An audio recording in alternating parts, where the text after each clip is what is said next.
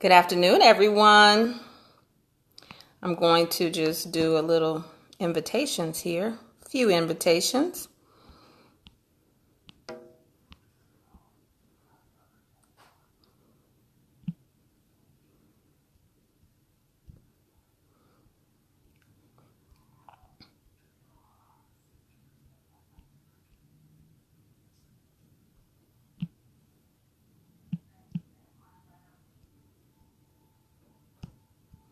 Just inviting folks, that's all, so we can get started. Just say a little hello so I'll know that you're in the room as you come into the room. And our tribe talks, our tribe time together.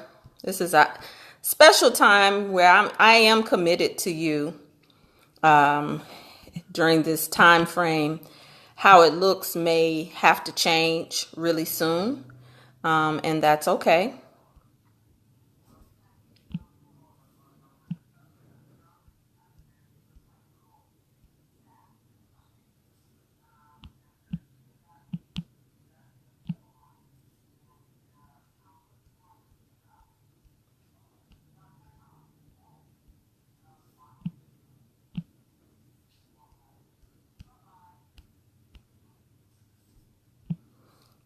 All right, we're going to get started in just a minute. Don't worry. Thank you for your patience each week that you come in and allow me to play with this technology the way that they basically have it set up.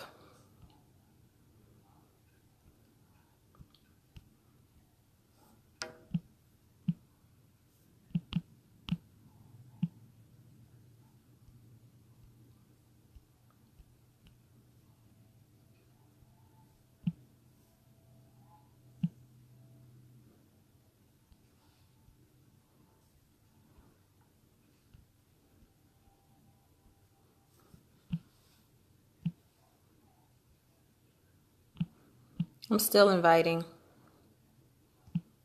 Just say, hey, how y'all doing?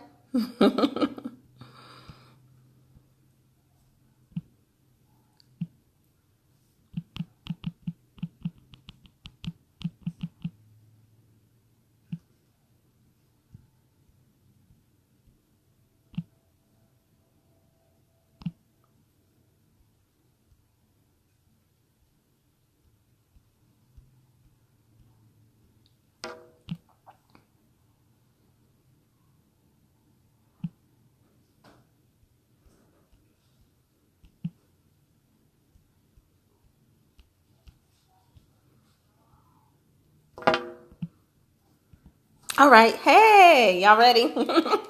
I think I've invited enough. How y'all doing today? So I want to give folks enough time to get into the space and to join us. Hey, everybody, all the new folks and some of the ones who are consistent every week in coming into this space. And this is the G Spot Live, Good Girls Gone Goddess, and it's my honor to for you to allow me to come in here and drop some material. I call them supplementals for women who are already walking on their path.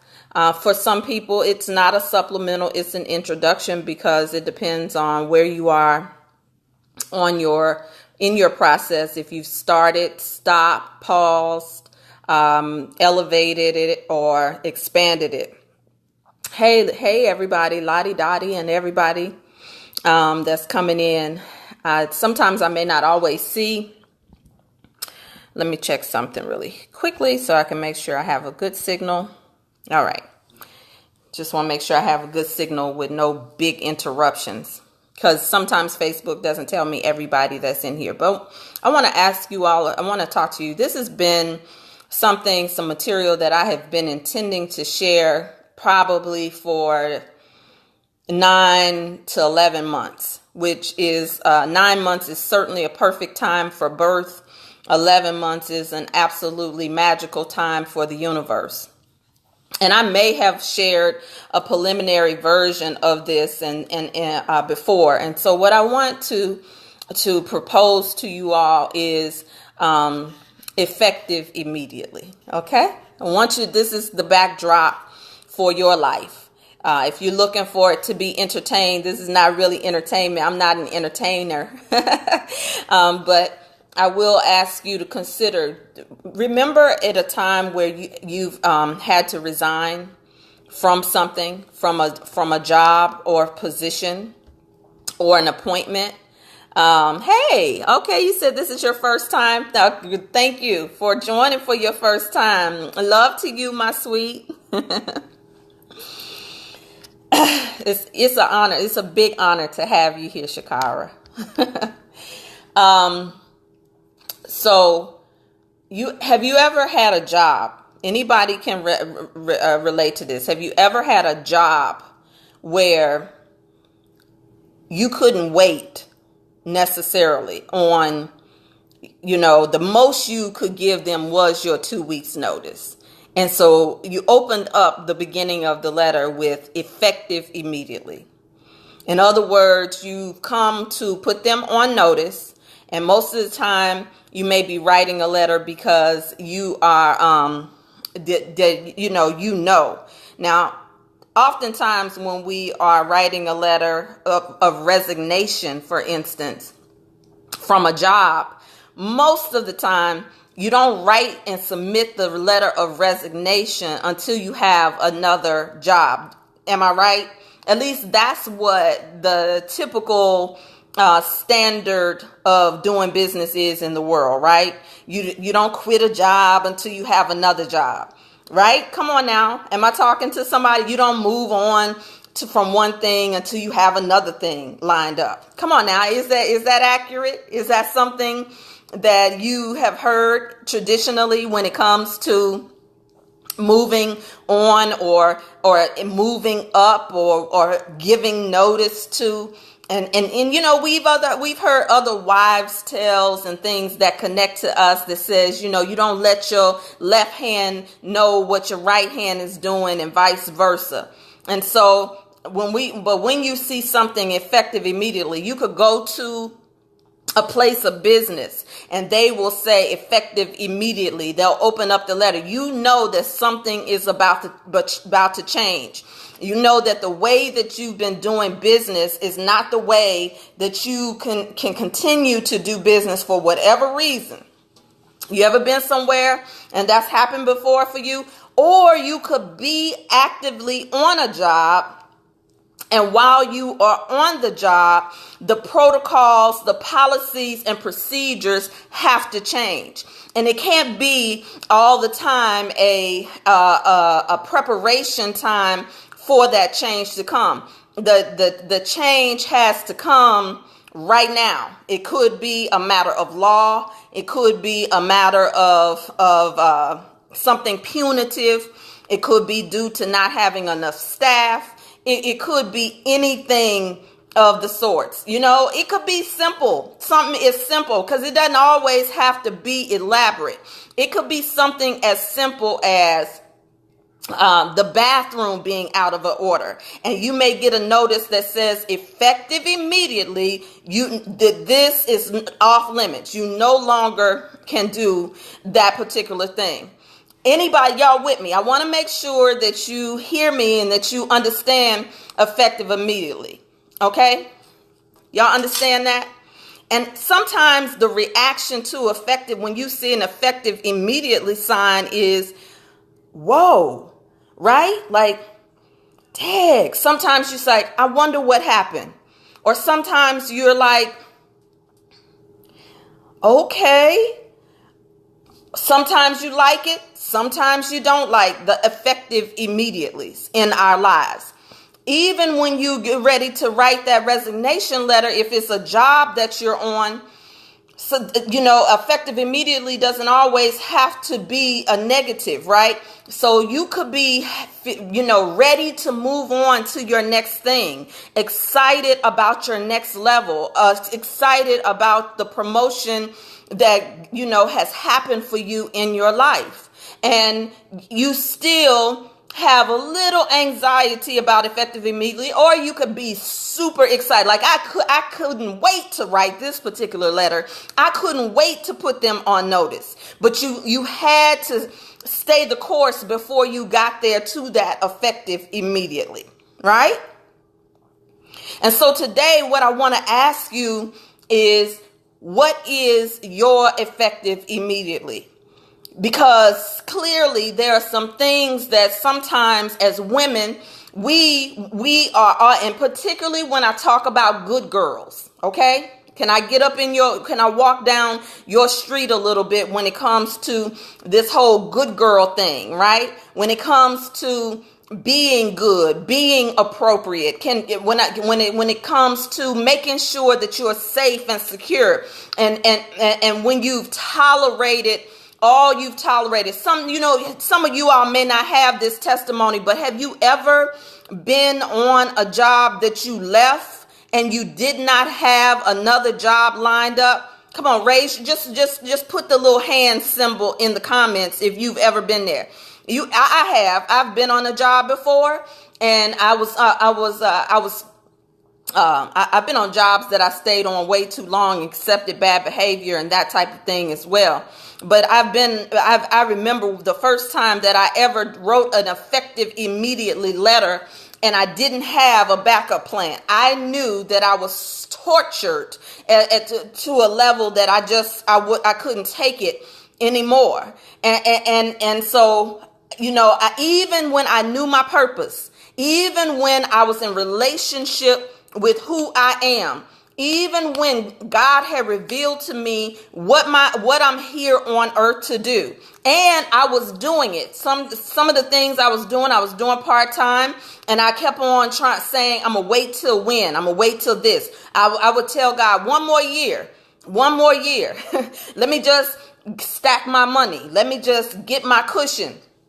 And then, but it's nothing like when you are on the other end of the effective immediately. Have you been the giver? Come on, I'm asking you to put some hands. Let me know. Have you ever been on a job and you have been the one serving notice?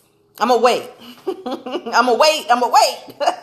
Because this is a participation thing. This is not just me coming on to deposit, just to deposit, because that's what's going on with many of you already. You're so full. You collecting information here, there, everywhere. You're all over the place. You don't know. You just want more. Let me get more information to decide if I'm ready. Let me ask another question. Let me see one more. So I'm asking you, because this message may have to take on another type of content in terms of 1, 2, 3s and ABCs in order for this to mean anything to you. Have you ever, just put a little hand, been in a situation where you gave notice, an effective immediately notice? How did it feel? How did it feel? How did it feel when you gave your effective immediately? I'll wait. I can't wait to hear from you. Come on, I got 2 people that's given an effective immediately, that served notice. Only 2. No, so it felt awful when you were the giver. When you were the giver of the effective immediately notice, it felt awful. Clarify that for me. Who else has ever given an effective immediately a notice? Now, and hey, look, if you've done an effective immediately notice more than once, put 2 hands. High five your girl. I've given more than one effective immediately notice in my life. Come on now. Somebody said they felt relieved when they gave the effective immediately notice. Another person says, sister says, I have 18 years old, couldn't take the stress a day longer. Come on now. Another sister says, Katrina says, I know I was telling someone, I was telling someone they no longer had a job. Suck. Okay, you were the giver of the effective immediately notice. Okay, got it. Catherine says, it's been years since you've done that, but yes, you've done it. Okay. Come on now. Relieved and uncertain when you gave that notice, because when you don't know where your next check is going to come from, or you don't know what they think about you, or sometimes how it's going to affect your moves or your references and your referrals. Correct? In other words, you care about what people think about you, what your family has to say, how you're going to feed your children, all of the things around survival that come up when you serve an effective immediately notice on something, to something, or about something. Well, I want to propose to you today, when do you get to the point? Is it only pain that makes you serve an effective immediately notice? Is it only pain? Is it only suffering that has made you serve an effective immediate notice?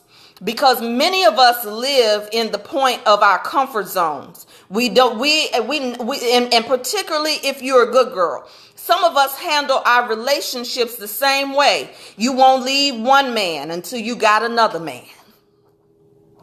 You won't go look for a new place to live because you're trying to figure out how to pay the rent where you are. You don't think about moving because you don't know the how you're going to get there, and if it's possible for you to get a job. Whatever the case may be, I've had some effective immediately where people definitely look at me and say, "Well, how you gonna? Well, what you gonna? And where you gonna? And what made you?" Those kind of questions, right? In your life. And so many of us are still waiting for permission to heal, to feel, and to deal. I'll say it again. We still are waiting, and we will give an effective immediately notice when we feel like intellectually we have all of our ducks lined up in a row. And some people say, "Well, isn't that smart? Doesn't that make sense? Shouldn't you do it that way? And I am responsible. I need to make sure before I do that. Doesn't that make sense?" Come on now. Am I by myself?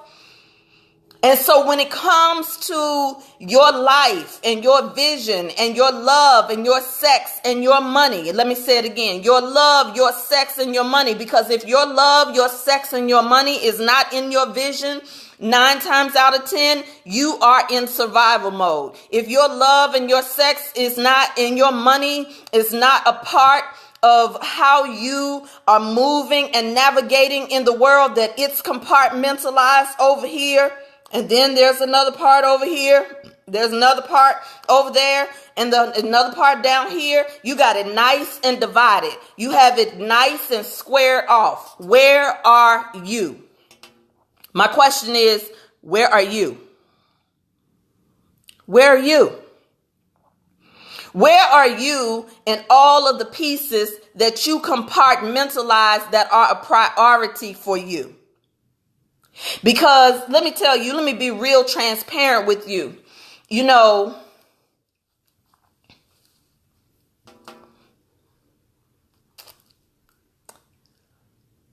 Last week, we talked about the manifestation of this divine shift, this holy shift.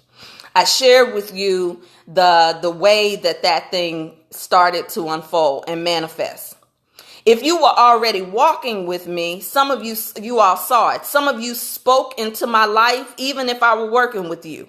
You spoke into my life because you knew the magnitude of healing that you experienced, the breakthrough that you experienced, what you've seen, what has happened for you and for your family. You've seen it. But some folks are still waiting to be convinced. And so, when I invite you to the rites of passage process, you're not really sure. I'm not sure.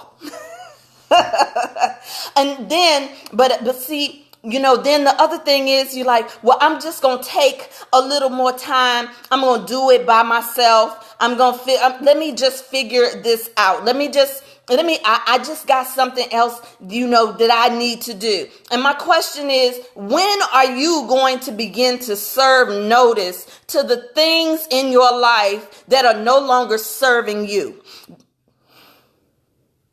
When are you going to effective immediately, you declare and decree your own shift? We most of the time are waiting for something on the outside to shift for us. We are most of the time waiting for evidence to show up for us to shift instead of being the shift that we are looking for. Many of us don't want to do anything for ourselves when it comes to our femininity and our womanhood because it's not a high priority on the list. Oftentimes because you don't believe that womanhood has a power and a magic to manifest the life that you cry about, the life that you say you want, the life that causes you envy, the life that causes you anger and projection and shaming and guilt on other people. The life where you get triggered by anything. Somebody could say something to you. Somebody could look at you a certain kind of way and you triggered and you ready to go off. But you won't take that same kind of go off energy on your issues. You won't take that same kind of go off energy on the thing that manifested the life that you've had to divorce from. The life that causes you to isolate and shut down. The life that causes you to keep comparing yourself to other people and their blessings. The life that causes you to fight and to flee. You know what I'm talking about? Fight or flight. The life that causes you to shut down, not for just for one rites of passage process. Let's just use the rites of passage process as an example. But I'm talking about the life that causes you to be in and out, in and out. I'm here one day, I'm gone the next. I can hear you the next minute, then I can't take you. I can't take it. We don't serve an effective immediate notice on those things. We don't serve. And I'm asking you today, what do you need to serve an effective immediate notice on in your life today? The thing that you dance with the most, the thing that you go to the most, the thing that causes you to keep on hemming and hawing with your breakthrough, the thing that causes you to be like, well, I don't know, should I? Well, what do you think? Well, did that work for you? Because the thing that worked for one person only worked when they worked it. And the way they work it is not maybe the way that you need to work it. You can't work it the way I work it because your life is not my life. I'm asking you a question. What do you need to serve an effective immediate notice on?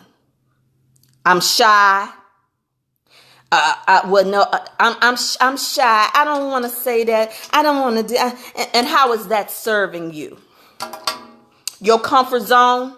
Oh, let me get up in your business real good. This is juicy day, so I'm real juicy today. This is juicy day because I'm getting ready to teach the rites of passage process tonight, and we gonna prime the pump for some sex magic and some other things in the rites of passage process. But let me stay on point, because let me tell you, sometimes it's challenging to come and talk to you all on Juicy Day because I have to save the juicy stuff for the people who have declared themselves juicy and ready to be juicy in their lives. So let's just say I'm plump and spilling over. Let me not get off track, but let me get up in your business like I said I was going to do. Good girls also have a tendency. You don't have a problem oftentimes attracting men. You don't have a problem being in a relationship because sometimes a relationship is your hiding place. Sometimes a relationship is an escape route. Sometimes a marriage is a comfort zone. And so you not going to interrupt your comfort zone. You'll protect it. You'll shield it.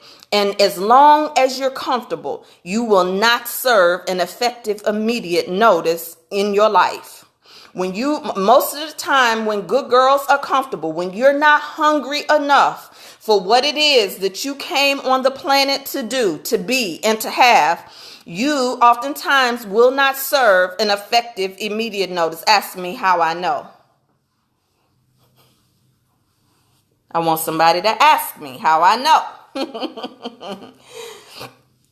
I can't talk about it if it never happened in my life. I can't just come in here and be theoretical, which is what some of you want to do. You want to talk about the theory. You want to read a book and then you want to start a program. You want to read a book and then you want to go out and teach women. But what about your life?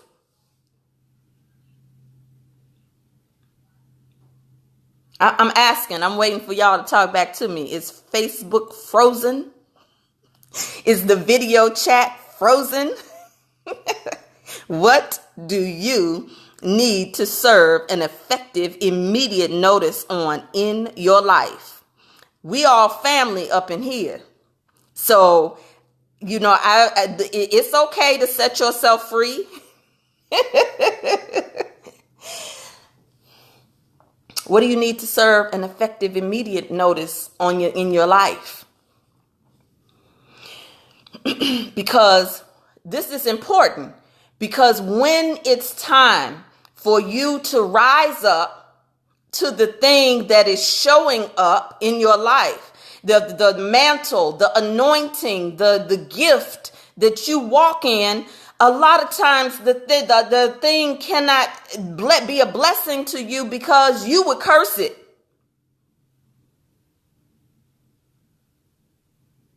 What do you need to serve an effective immediate notice on? I got one person that said fear. Another person said, we wait until things are so bad that there's no choice left. Absolutely. But what do you need to serve an effective immediate notice on? See, the difference between just the feel good is also being honest and being truthful. Because hiding shows up in so many different ways in our lives, and delay and shuffling. And so when the pain body is running our life, a lot of times we are into living lives of pain management versus pleasure or purpose driven or passion, running on your own passion and momentum. Okay. Another person said fear of success. So far we have 2 votes for fear. Anybody else? Anybody can relate to the comfort zone? Let me just get to tell you, when I got married the very first time when I was 19 years old. You may have heard me talk about that. I was 19 years old when I got married for the very first time. And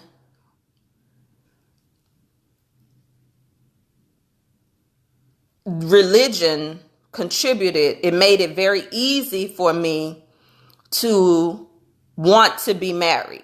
Mind you, before I entered into the religion, it was my nature to have my life kind of mapped out. I had a life pretty mapped out in terms of what I was going to do. By the way, that life was, let me just tell you, just to show you, I because of my childhood, because of not feeling so secure, I needed to have security. I wanted to make sure I never had to ask anybody for anything because, mind you, I thought that I was the black sheep. So, and I was taught by an old school mother who's like, you better try to go out there and do it because I don't have it to give to you. So you need to be able to take care of yourself. And so at that time, I was determined to go to college. I was a determined young woman. And so my mother gave me some choices. I didn't like the choices that she gave me if I had to rely on her. So mind you, as a teenager, I'm thinking, well, okay, I won't rely on her. Now, look, this might not be you. You might not want to get transparent like this. You might not want to tell the truth. But I guarantee you, if it's not you, your children might be having the same conversations. Your girls may be having, I've had conversations with some of your girl children who feel the same way about some of you. They want to get as far away from you as they can. Not that they don't love you. They don't like you. So anyway, so I didn't plan when I went away to college that I was going to be introduced to this religion, even though I was very much in love, a spirit for God. I had that whole thing that with rebirth happened for me at a revival in an old Baptist church one weekend. Okay. I'm going to get to your comments in a minute. I can't look at them now while I'm telling you this because I want to make the point for the person that's scratching their head, that's trying to figure out, well, where's she going with this? Why is she talking like this? I'm going to close it up. And so I go on to show you we're awesome manifestors. Check this out. Look at your life. If you really think that you don't have what you want, yes, you do. Let's start with point number 2. You do have exactly what you want. Many of you have manifested exactly what you want. And so I did that. I manifested. I decided, the marriage was the right thing to do because everybody at this time in the religion was getting married. And so here I am, I get married. I manifested too. I manifested a good man, took care of me. I mean, hey, I was an awesome manifester at 19. You see that gangster in my face? You got to get gangster with your thing. That thing that's good about what you do. You got to get gangster with it and tell the truth. But see, good girls want to try to act like something happened to them. Something happened to you. No, it didn't just happen. You happened to some things in your life, and it may not have turned out the way that you wanted it to turn out, but you happened to some things in your life. You made some decisions in your life, whether you saw your parents, felt something in your life, a trauma happened, and you made a decision at some point to say, I'm gonna make sure that don't ever happen to me. Even if you just witnessed your mother, if you just witnessed you made, as a young girl, you were making some decisions. Yep. I bet I'm not gonna ever have to ask a man for nothing. I bet I ain't ever taken that off of no man. Watch when I get to be older. You know when we was young and what decisions we were making about our life then. Well, I was doing that and I did that. And of course, fast forward the tape, I get into my life and I look and I realize, oh my God, I'm calling myself a religious person. I'm talking about how much I believe in God. And I had to get honest with myself when I started to face parts of my womanhood. And I was like, well, damn. You didn't believe in God at all because you made your husband your God. You made him your provision, your source of income. Was you really walking in faith? I had to ask myself that. But I was going to tell you all, before I got the husband, let me tell you what was going to be my husband. My husband was going to be the United States military. I was set to be commissioned as an officer in the United States military. God has called me several times, and I could not see the call on my life then. And I think about then, most of the things that are God led for me, spirit led, I didn't go looking for them. Cause my life, and so I remember when I started coming into the knowledge of myself, I wasn't looking for it. It just came, and something woke up inside of me. When you listen to me, something wakes up inside of you, and then you go and you put it back to sleep because of your maybes, because of your martyr syndrome. And sometimes because of the mayhem that you're hiding.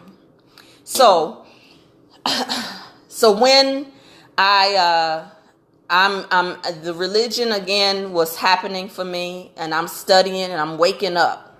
There's levels to waking up. And so I'm waking up and I'm like, oh my God, everything I believed about this is false. What do? I'm in a contract. I can't get out of a contract. I was really about to become, I was in senior ROTC in college. That's how I was getting through college. So my first effective immediately came when all of a sudden, now I have a relationship with one of my professors, and he was like a mentor to me, and he was woke. And he knew what I was studying. And he came to me and he said to me, he said, that there's a way out. Ooh, that'll preach something. Ooh, gosh, I need a handkerchief. That'll preach. He said, there's a way out. I said, well, for real? Because at this time, I'm thinking if I break this contract, I'm going to owe all of this money. Because I'm in the contract with the United States government. Oh my God. I'm only 18 years old. What am I going to do? My mother can't put me through.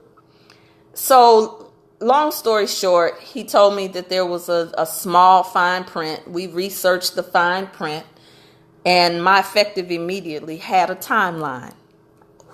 Whew, I'm going somewhere with this. Hang in here with me. It had a timeline. There was a window of opportunity to move out of this contract with no penalty. Ooh, that ought to bless somebody right there. There was a time in this contract that I could move out of it with no penalty.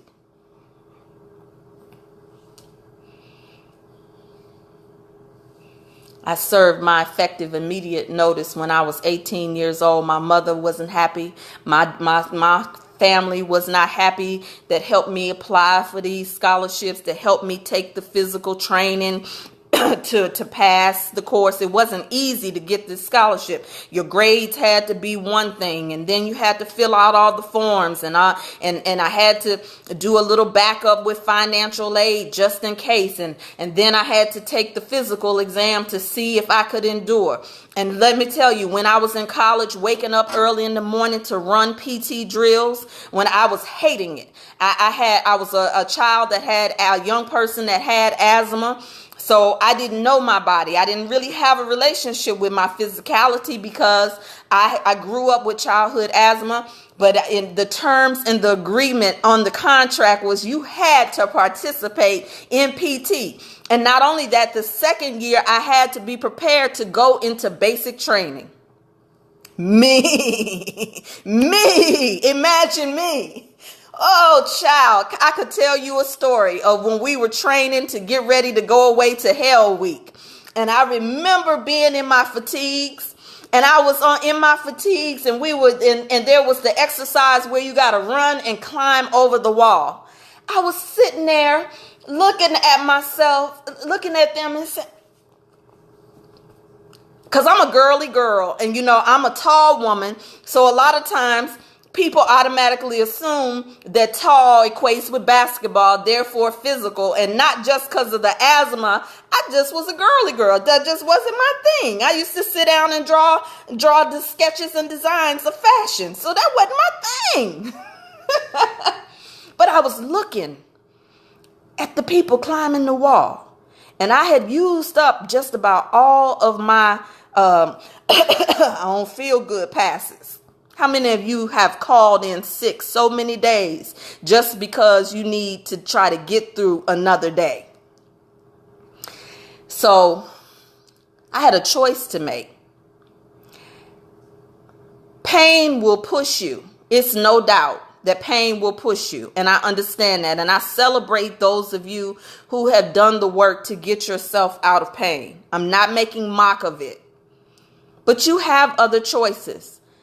That contract had a small window in order for me to move. And I said this to you all last week, when you shift, everything around you must shift.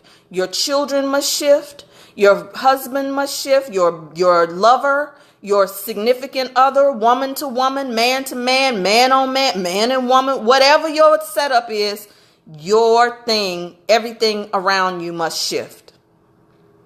But some of us do not want the shift.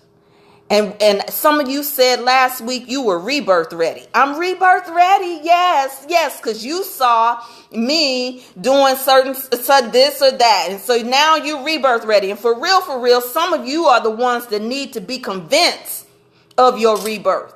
And so your rebirth is going to look a little different when you choose it versus on when you need to be convinced. It doesn't matter. However it comes just like an orgasm. Sometimes you all need to convince yourself that your pee still work, that your yoni still work. And now after you have a few orgasms, you like, ooh, I like that. Some of you need to let yourself move from being convinced into being convicted, because it takes courage sometimes to be able to move out of your own way, to choose your rebirth, to choose to effective immediately put on notice some of the things that you've been carrying year after year, month after month, day after day. Some of the same things that you argue with your mate about, even if it's in a different pair of pants, it's the same argument. You don't love me. You don't give me enough attention. I don't like the way you talk to me. Or some of you don't say nothing. You don't say nothing. It's the same argument, but it's a different pair of pants or panties.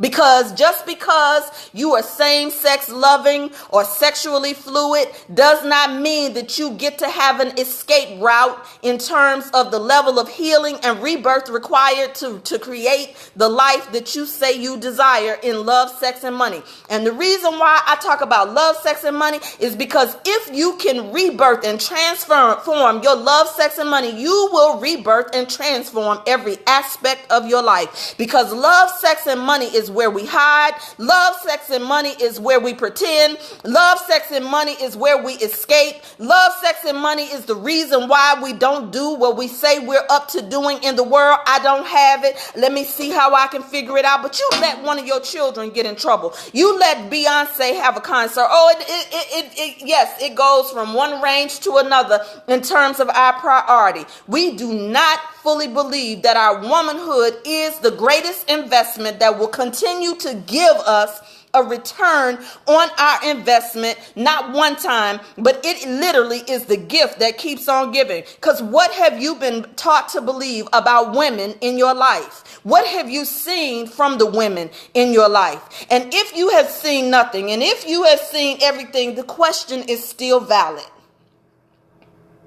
Because if your mother, even if she is a phenomenal woman, that phenomenal woman has a story. And sometimes we've been around women that are so phenomenal that we haven't been able to tap into our own identity to see what thus saith the Lord, the law of life, about us, about you.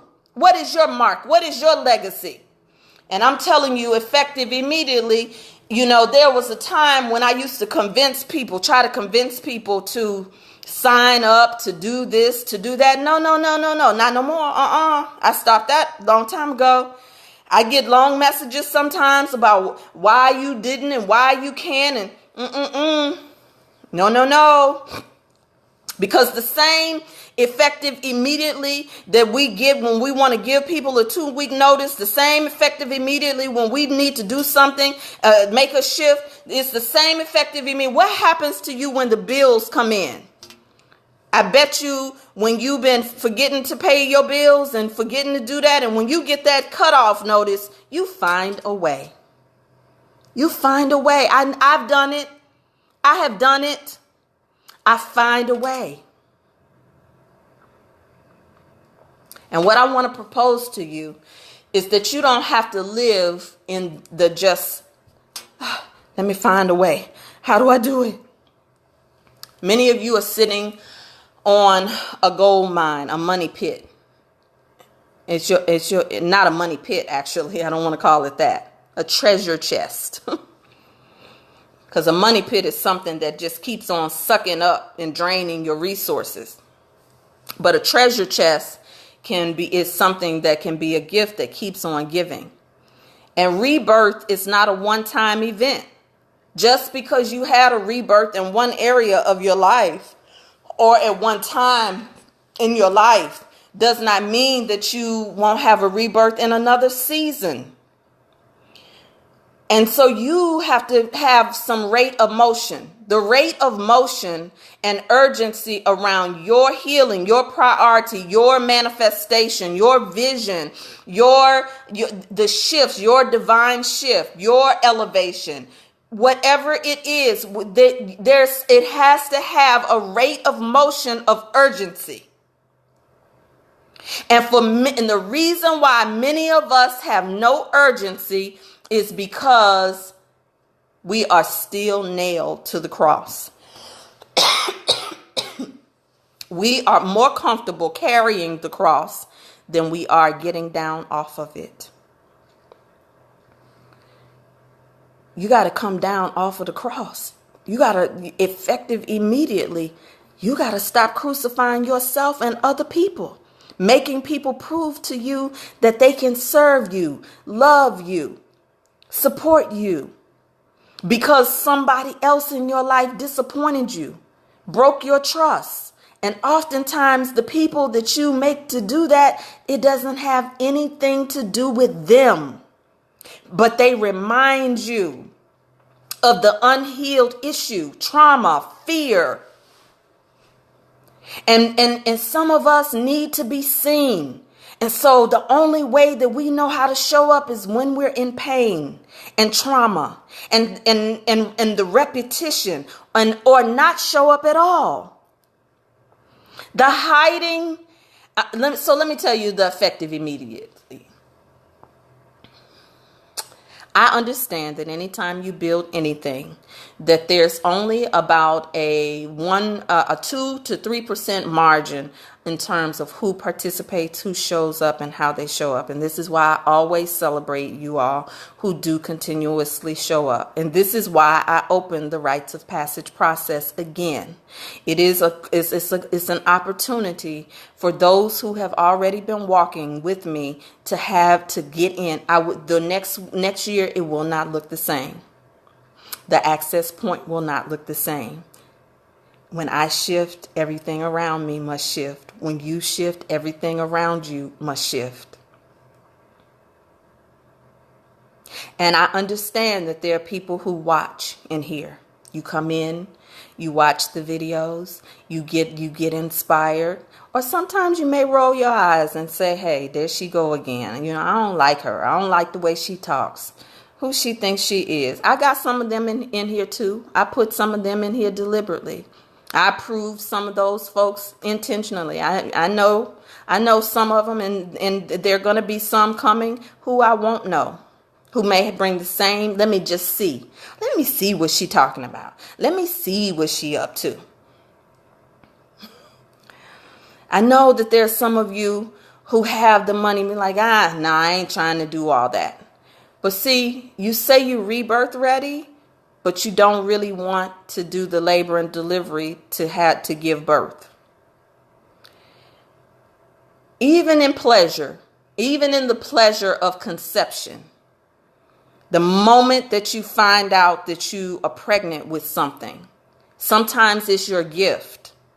Sometimes it is a desire that you have in your relationship, your marriage, for your children, for your business.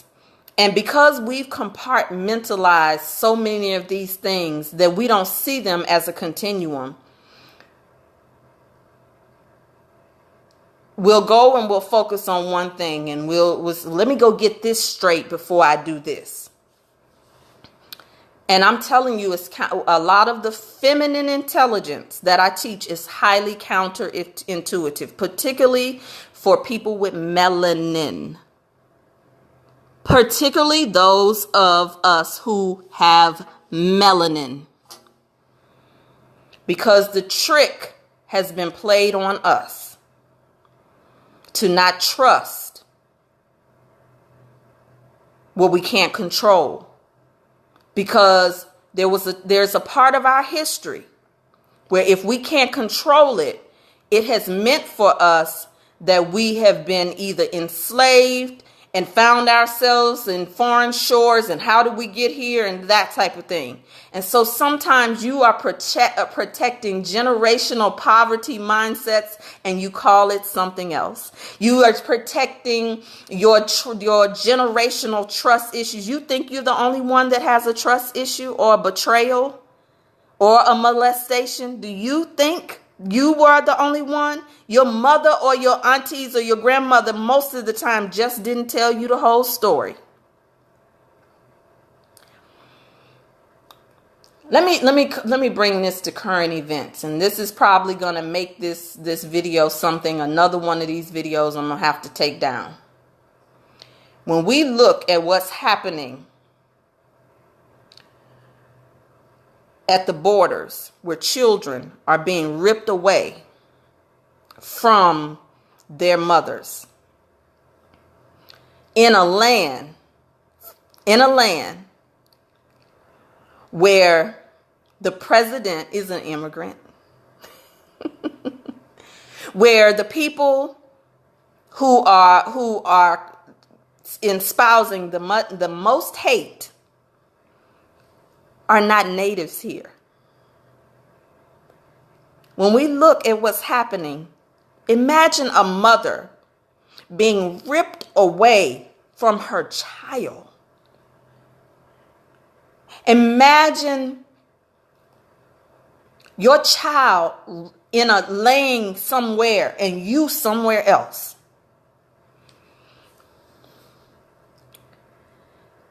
Womanhood has been under attack for a very long time.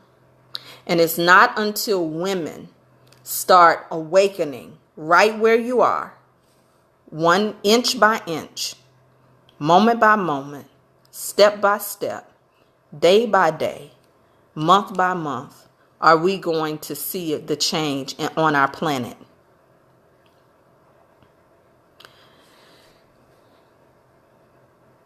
Sisters, I know that we sometimes are at maybe because of life circumstances. I might do it. I may not do it. I want to do it, but effective immediately. You need to look at your maybes and serve notice on your maybes. Effective immediately. You may want to look at the places where you have martyred yourself because of your good nature or because of you trying to prove that you are good, that you are worthy, and you martyr, meaning you take on, you suffer in silence, you take on so much. Sometimes you're killing yourself. Maybe I'll let them know my gifts. You keep on serving and you don't get paid.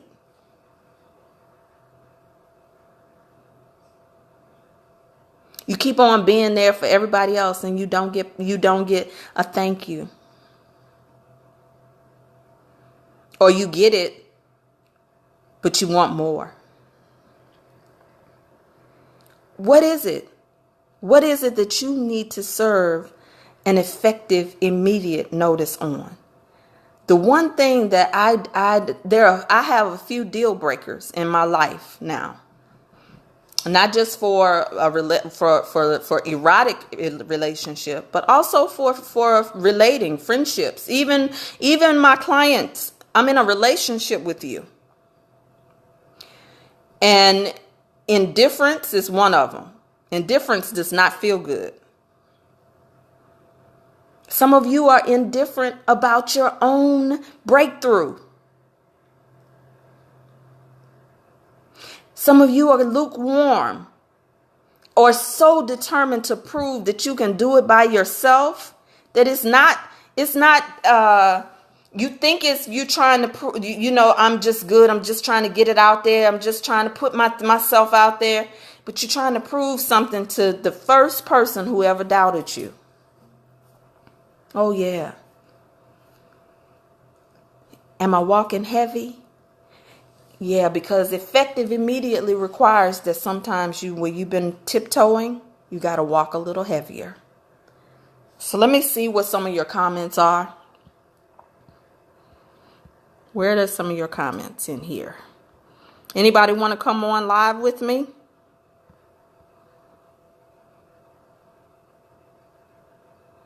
Lexi said, good girls endure till the straw breaks the camel's back. Okay. Chachi, which I know is Shakara, says, I just served an effective immediate notice last year to everyone in my life who came to take or brought negative energy. Gonna work on identifying the next. Cecile said self-doubt is what she's serving effective immediately notice on. Tressa says, oh my God, pain. I was a pain manager. You, LaTanya, helped me to see this. I did not know my life was rooted in pain. Now I'm passion driven. Okay. Tressa says, my daughters felt that same way about me for years. It came out in full force when they went to college. They loved me and despised me. Shout out to you, Tressa, for being honest.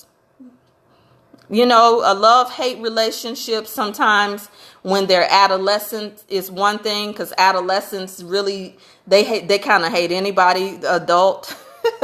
Everybody that's an adult when you're an adolescent is stupid. Everything we think, everything we say is stupid to the adolescent, right? But when your children get grown, a lot of times that's when they finally feel like they have permission to tell you about yourself. I know I did. I told my mother things when I was out her house. I probably was waiting and marinating on it because I knew I couldn't tell her in her house. But that's an opportunity for healing rather than necessarily putting down the gauntlet to say, you're not supposed to say that to your mother. Honestly, some of us really need to listen to some of the criticisms of our children. I know my niece is someone that I raised, and there were things that she would say to me at a certain point in her life that would break my heart. And then of course she started to treat me a certain way, and I didn't get it. And even her, and my sister and I call it co-parenting together. And my sister was more delivered around, and she was like, let her go.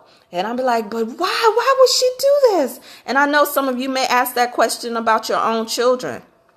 But God, Iyanla says that children are God in work clothing. They show you the work that you did not complete or your mother did not complete and that you still have to do. All right. Tressa says religion was my addiction at one time. Okay, who else? Anyone want to come on? Renee says, yep, my daughter sure told me about myself. Yeah. Well, I want you to consider, I guess this is one of those messages where, or one of these content places where you do have to look to see what you need to serve effective immediately on. I can tell you there's going to be some things coming for our tribe, for everything that is related to rebirth, that is going to be some effective immediately for some folks. I know that there are people in here who never participate, but they're just in here. So we'll start to shift how we even deliver in this space. So don't be surprised when you start seeing these shifts. But there are some things that, there are some things even in friendships where I've had to serve an effective immediate notice on, and not from a place of anger and not from a place of hurt, by the way. Sometimes your effective immediate notice is not about you being hurt.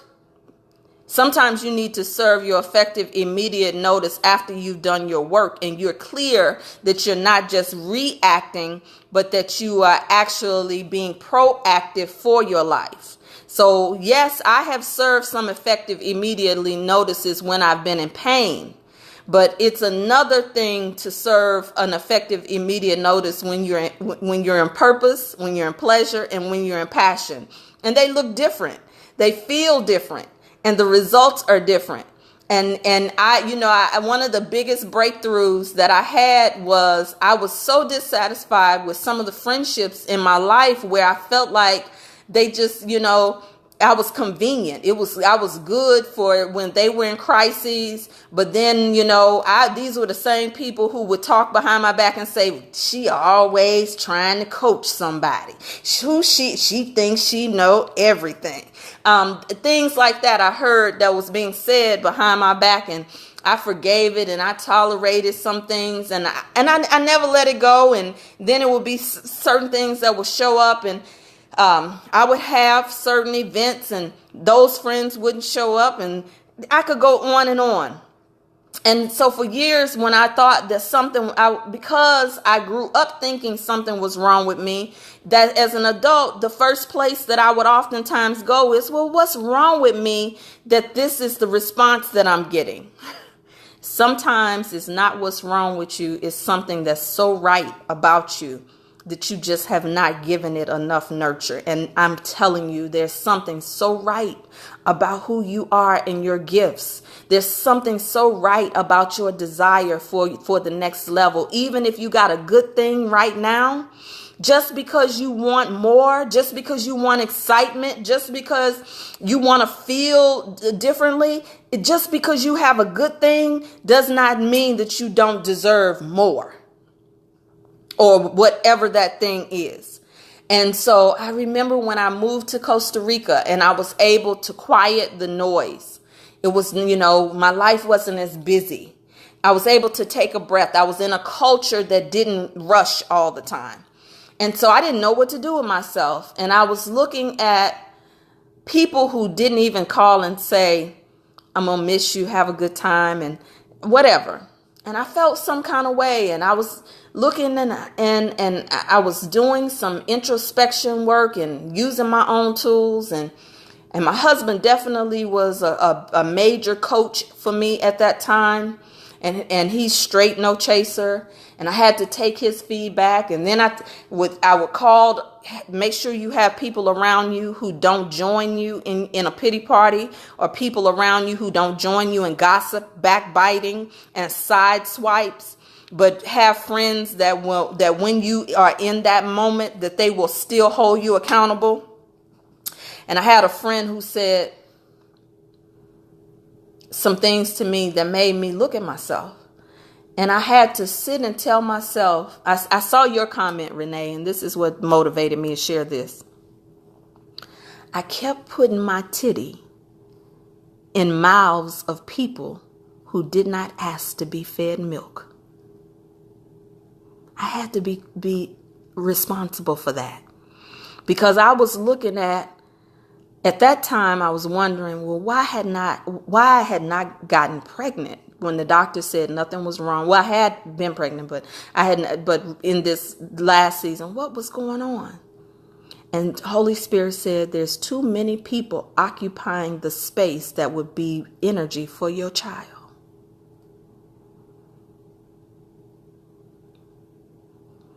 So sometimes, even when our body is manifesting certain things, it's just a message from what's going on in our mind, on our heart. And so I had to get honest with myself and ask myself, why was I working so hard to mother people places and things the way that I did? And the answer is what rebirthed me. And then I found out I didn't have to ever be a mother to anybody physically out of my body, that I was born mother. Some of the things that you focus on trying to get, you already have. But you're looking for somebody else to validate that which you were already born walking in. How long? When is enough enough? Are you going to die with your gifts, your desire, and your purpose locked inside of you? Are you going to leave the planet afraid of God? That a God that's going to punish you? When you going to get tired of hiding and isolating and not effing with nobody? I don't F with them. That's okay. That's all right. When? When are you going to create a new legacy even if you haven't had one child? There's plenty of people that you have an anointing and a gift that you can leave a legacy. You can leave a foundation, a trust fund. Don't have to be your bloodline. I want to know. When is enough enough? I'm asking for a friend. So I think that you all got the point to a degree. I see you, Renee. I see you, Kathy. I see you, Tressa. There's a book called I Will Not Die, An Unlived Life. I swear to God, I could have wrote that book. I could have wrote that book. I will not die, an unlived life. And I can tell you that you are hearing from a woman that I have made some choices and some decisions in my life that I'm so fucking proud of, that if I had died in that moment, I could look at my life and sing that old gospel song, I'll be satisfied. Oh, I'll be satisfied. Oh, I'll be satisfied. I'll be satisfied. You know that? Y'all know that gospel song? I could look at my life and sing that song. I'll be satisfied. Can you look at your life and look at it as it is, where you are? I'll be satisfied. Oh, I'll be satisfied. I'll be satisfied. Can you? If not, if you feel like you are rebirth ready and you are interested in the rites of passage process, serve effective immediate notice on your fears, on your reluctance to lead, your reluctance to show up, the need to have it all figured out. I have made investments in things, and it wasn't until I made the investment that the money came for some of the big stuff. Yeah. I know it. I don't believe it. I know it. And my life is still calling for me to leap out in the deep. I'm still getting advisement on the next stretch. And I'm like, oh my God, how I'm going to get that? How I'm going to do that? But it's in your mouth. What do you say to yourself the most? Your speaking oftentimes betrays you. Your speech, it betrays you. So maybe start speaking and then show up matching what you just said you were going to be about for yourself. Not to prove, not to just be seen, not to just be validated, but just because you're worthy of a life that you can love and fall in love with. So take a look at your love, sex, and money. See what messages it brings. And let me know If you would like to be a part of the rites of passage process that I have reopened just for you, if you are watching this, I love you, and there's nothing you can do about it. Have a good day.